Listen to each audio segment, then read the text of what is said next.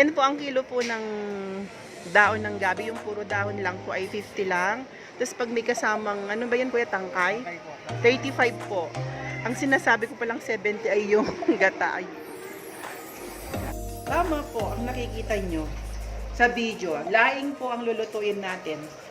Ang laing pong yan ay specialty ng mga Bicol. Pero ako po, Kapampangan ako, every time na magluluto ako ng lahing, gustong-gusto ng mga anak ko. Kaya po, lagi nilang nire-request na magluto naman ako ng lahing. Tara po, saan na natin? Ito po kami. Ito kasing diris, ito yung nilalangaw. Kaya kailangan itatago ko muna po ito sa rep, ha? Yan po. Una natin gagawin ay mag-iiwa tayo ng bawang.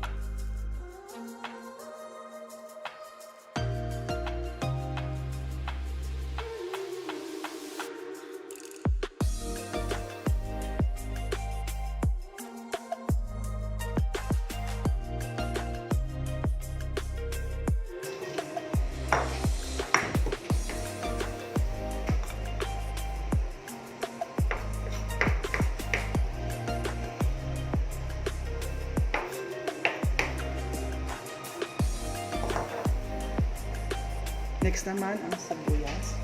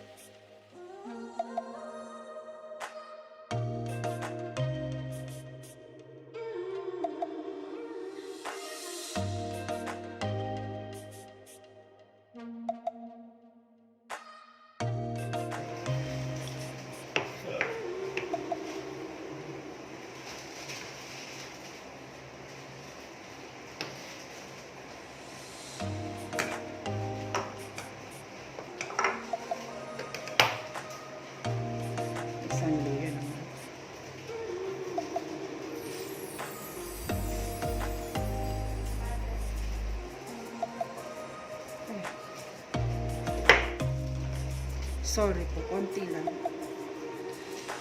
Hindi ko pala nang masyadong maraming luya. Advice po kasi sa akin nung binilhan mo ng lahing daon ng lahing po, daon ng gabi. Kailangan daw po may luya ang lahing natin para daw po hindi siya mangate. Ito ko na ilalagay sa tabi ng bawang. Then itong ating sili nga ba, iiwain natin yan ng yun din. Lahat po yan ilalagay natin as in para masarap ang ating laing.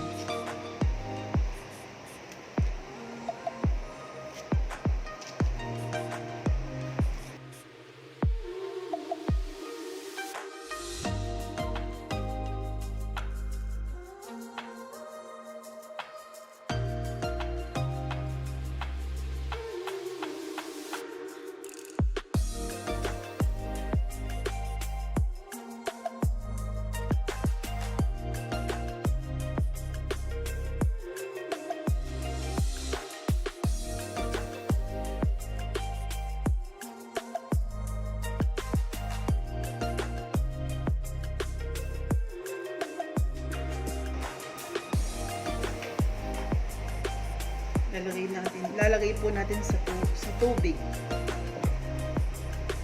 Lalagay po ako ng tubig at para mabawasan pa po siya ng konting hanghang. Then mamaya paglalagay na natin sa gulay, sasalain po natin siya. request ng mga bata po na maglalagay tayo ng baboy.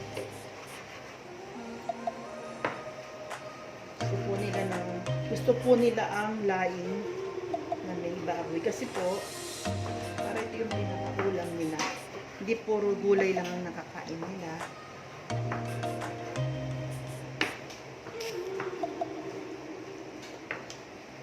Ang ginamit ko pong baboy ay kasi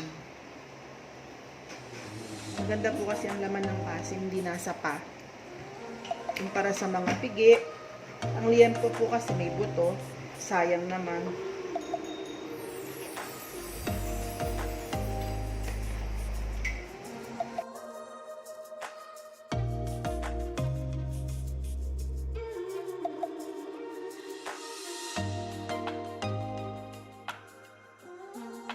Po yung baboy, pakuluin po natin siya.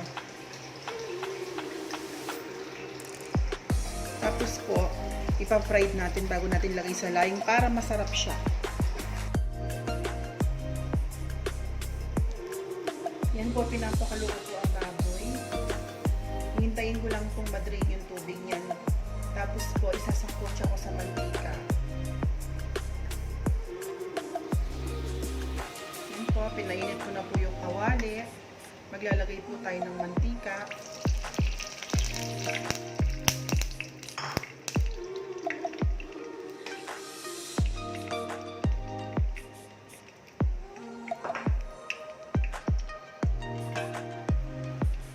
Ilalagay po natin yung bawang.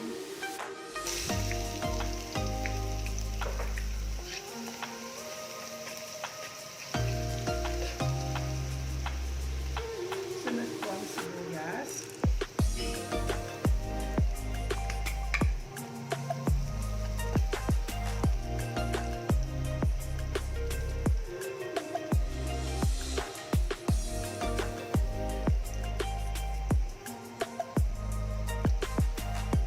Magdadagdag po ako ng konting mantika.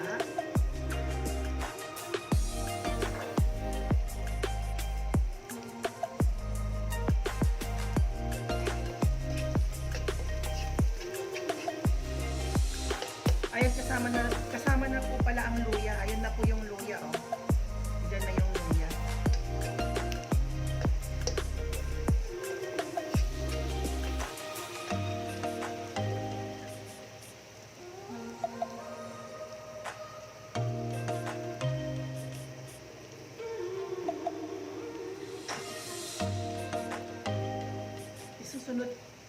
Isusunod ko na po ang dilis.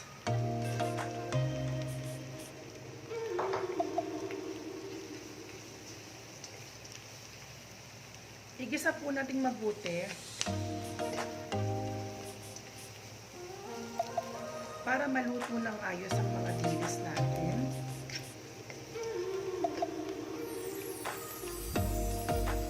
Pwede po tayong maglagay ng bagoong or alamang. Alamang po pala.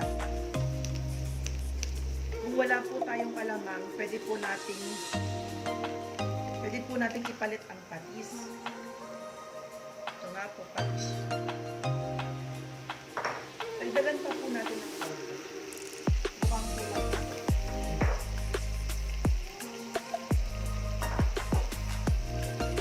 Lalagay po tayo ng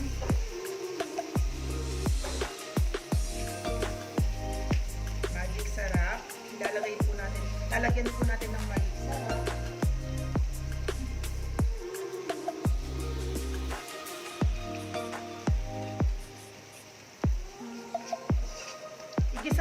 Igisa lang po natin ng mabuti.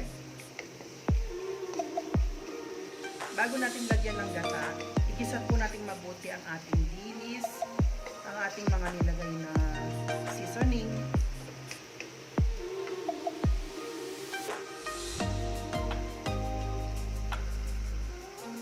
Nilalagay ko. Ito po yung first gata natin. Ito po yung puro po kasi yung gata natin. Ngayon po ilalagay po natin itong unang gata. Pinaghati ko po yan sa dalawa. Ito pong unang gata, pwede po natin lagyan ng tubig. Yan, okay na po. Ilalagay ko na po ang ating gata.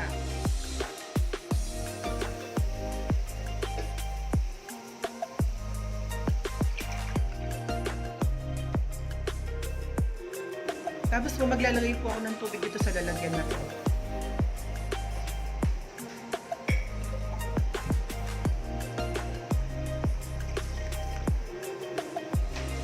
Lagi ko pong sinasabi, bawal pong takpan ng gata kasi po magtutubig siya.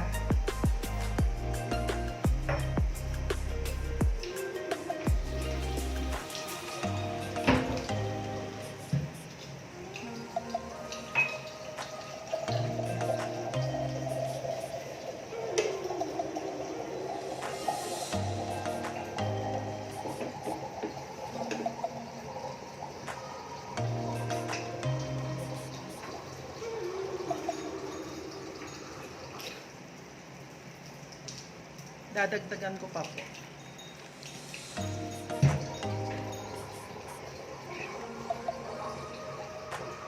Haluin lang po natin. Pag kumulo na po yan, haluin po natin siya para hindi siya mamuo. Pag kumulo na po yan, pwede na natin ilagay yung ano po natin, yung lahing po, yung daon ng gabi. Note po, bago po natin, wait lang, papatayin ko lang po yung tubig.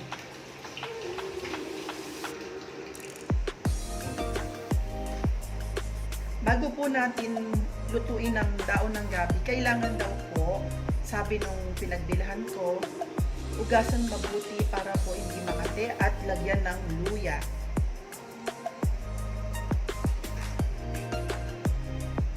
Hintayin lang po natin siyang kumulo, saka natin ilalagay ang daon ng gabi.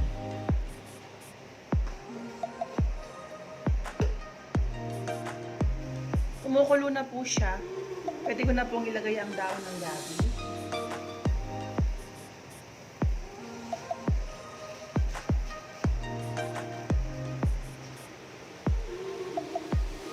Yan po, then aaluin natin siya.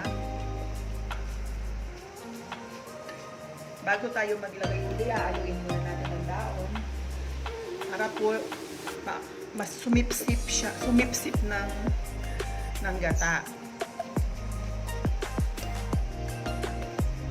Haluin po natin mabuti.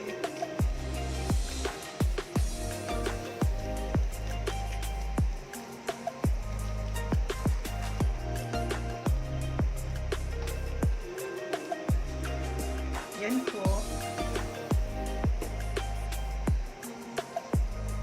Pinapalambot ko na lang po yung lahing natin.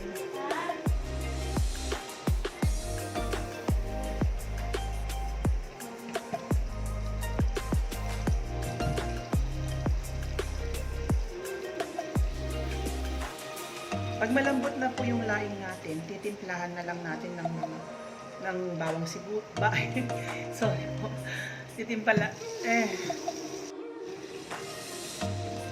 Nailagay ko na po lahat ng lahing natin ng gabi po, daon ng gabi.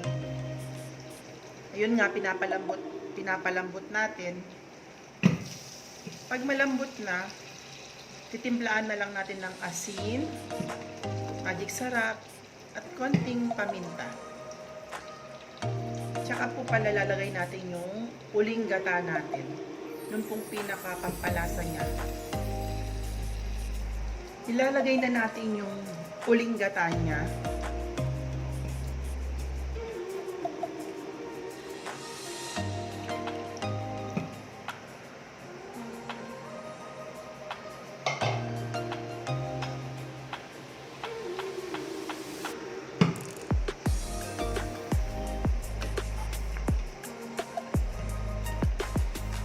Masarap po para sa akin, mas masarap po ang laing po pag puro dahon.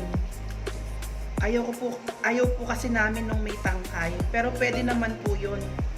Nasa sa inyo naman po yun kung anong gusto nyo. Ako po, puro dahon lang ang binibili ko at niluluto ko. Ang kilo po nito ay 50. Pag meron po siyang katawan, yung pinakabody niya kasama, 35 lang po ang kilo.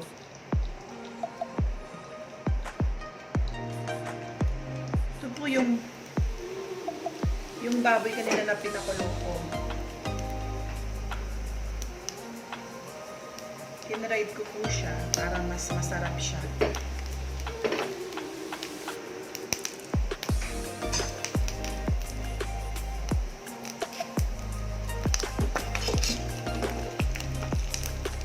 Mamaya po natin ilalagay sa laing ko pag malapit ng maluto. Ganyan po kasi ang gusto ng mga bata. Ayaw nila na sariwa ang baboy, ayaw nila na hindi luto ang baboy, yung medyo puti pa. Gusto nila ganyan talaga.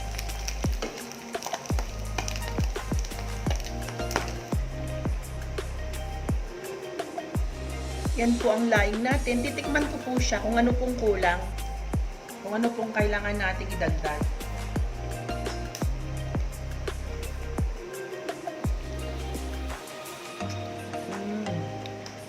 Medyo matabang po siya. Pero ang sarap-sarap na po niya. Grabe. Nadagdagan ko po siya ng asin.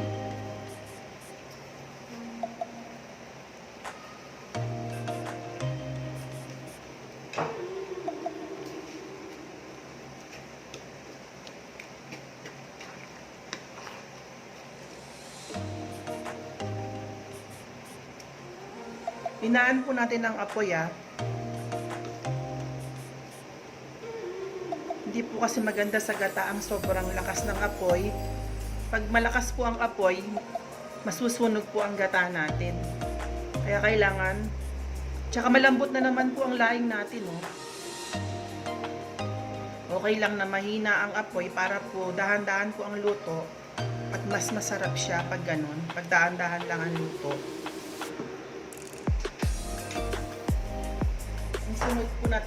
Ang sunod po nating ilalagay ay yung siling haba. Naglalagay muna po tayo ng siling pula. Ito po, tinutol ko lang siya ng ganyan.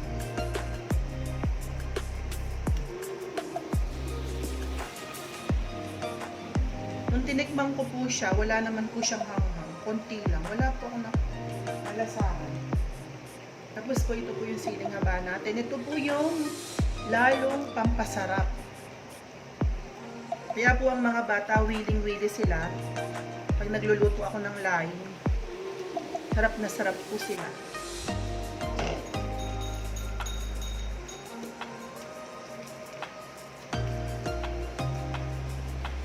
Mas masarap po talaga kung mas marami pang siling haba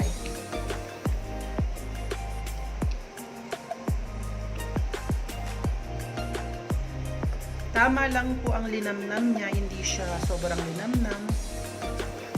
Tsaka hindi po maganda ang maalat sa laing, nakakaumay po.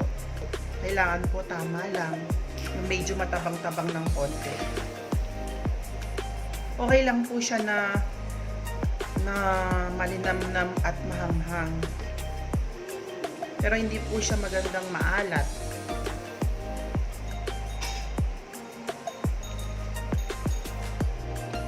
Then mamaya po pag malapit ng maluto, itatapos po natin yung baboy na pinirito natin. Yan, okay na po siya. Ilalagay ko na po yung karne na pinirito ko sa kanina. Para po makasipsip din po siya ng gata.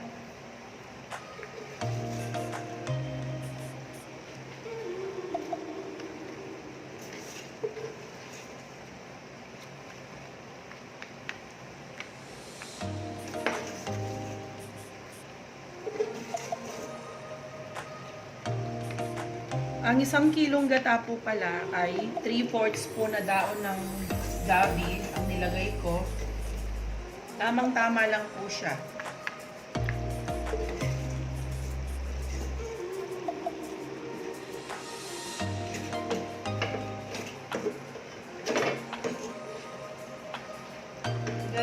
Maglalagay po ako ng konting oil na galing sa baboy. Dagdag pampalasa din po yan. Konti lang naman po. Okay na po yan. Napapansin nyo po parang marami ang gata. Hindi po. Kasi po nangingibabaw lang ang gata. Pero sa baba po, napakita ko po sa inyo. Yan po siya. Nasa itaas lang po nag-i-stay ang ang gata. Pero tama lang po yan.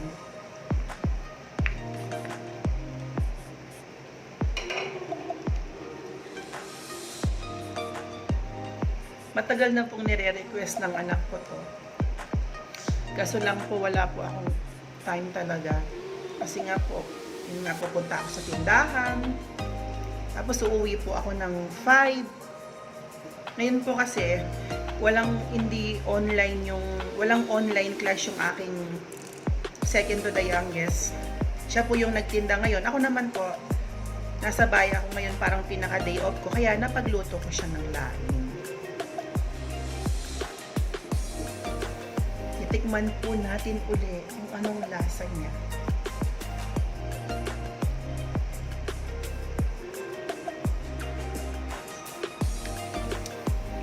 Sobrang sarap po. Medyo ilaw pa po yung siling haba natin.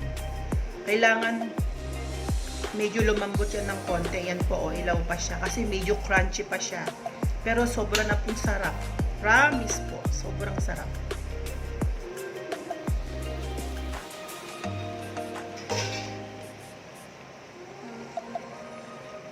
Maglalagay po ako ngayon ng konting sugar para mas lalong lumabas yung linamnam ng gata.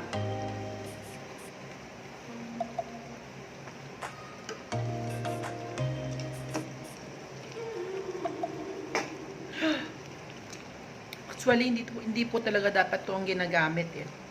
Kasi po baka masira yung teflon natin. Babalik tayo sa wooden spoon.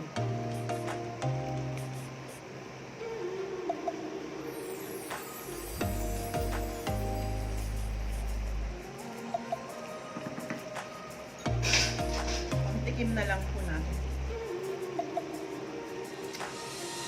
Lalo siyang sumarap po.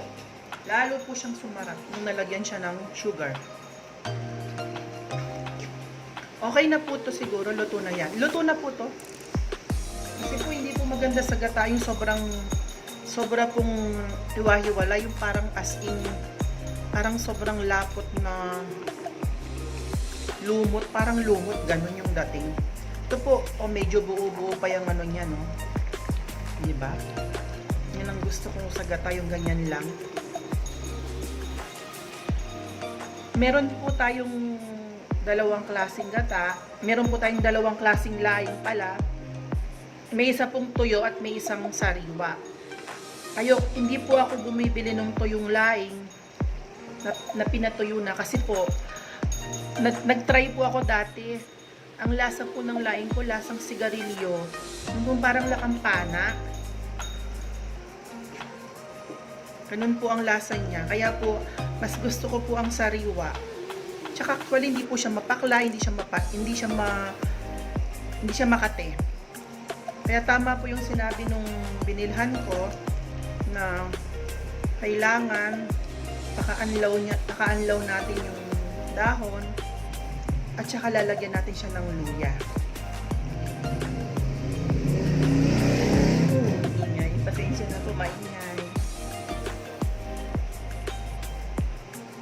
Yan po, luto na po ang ating laing. Lalagay na po natin sa lalagyan. Yan po siya. Tinatransfer ko na po siya sa lalagyan. Ayan daw, gutom na daw po sila. Wait lang. Kung nga maingay, nag-YouTube ako. Kaya,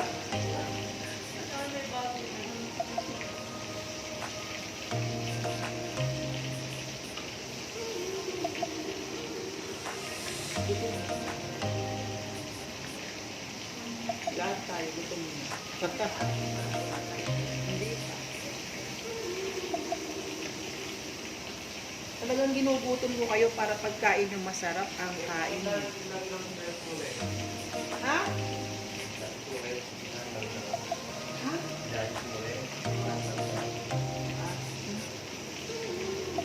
Siguro okay na to. Hindi na maganda yung sobrang kulit.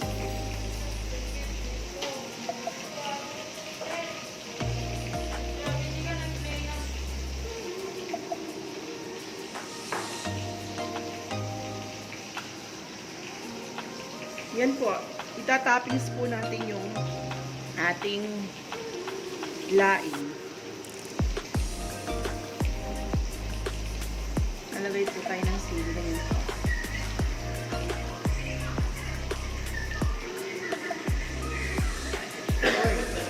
Hey, maingay. Ingay.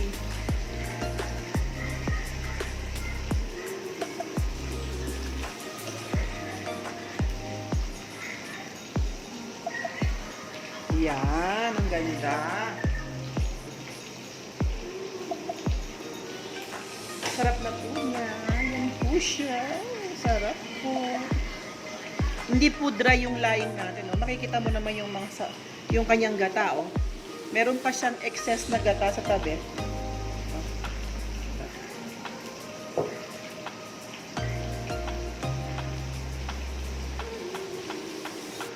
Ang magandang combination po sa laing ay, ang maganda po palang i-partner na isda sa gulay, sa laing natin ay ito nga pong picadillo. Yan. Na may palaman sa loob. Picadillo po ang tawag dito sa Batangas eh.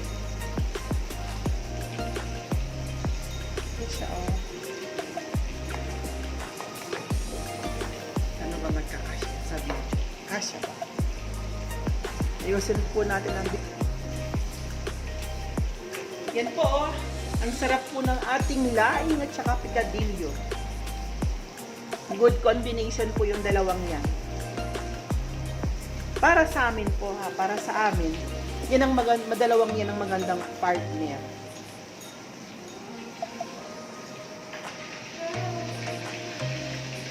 Yan po, luto na po ang ating laing. Sana may na-share niyo naman po ako sa inyo.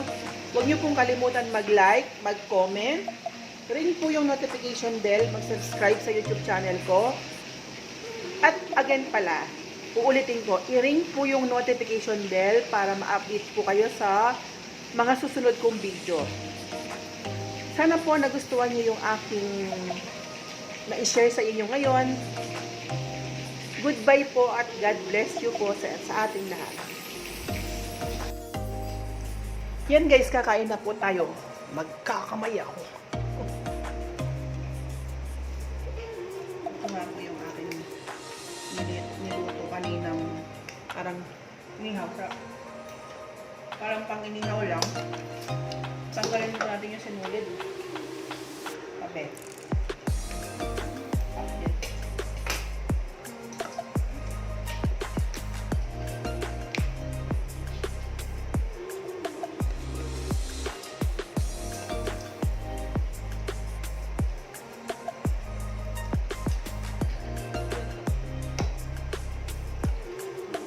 Hindi ko nakita yung dilis. May dilis to eh. Wow, wala yung dilis. Chay. Chay. Hindi na ilagay. Hindi yan ilagay ko. Dapat pala maraming dilis to. Mahal siguro. Ang 1/4 kasi ng dilis ay ano eh. 25 pesos. Siguro mga 50 pesos lang na. Ano naman? Sarap eh. Sarap rin? Sobrang sarap. Umuha naman Oh, yung wala. ano? Lagi? Okay. Sarap. Umuha naman yung yun. Mura. Ay, banpo? 25? Langguwit. Mahal lang din. Nagulat nga ako eh. Magkano ang pinunod sa?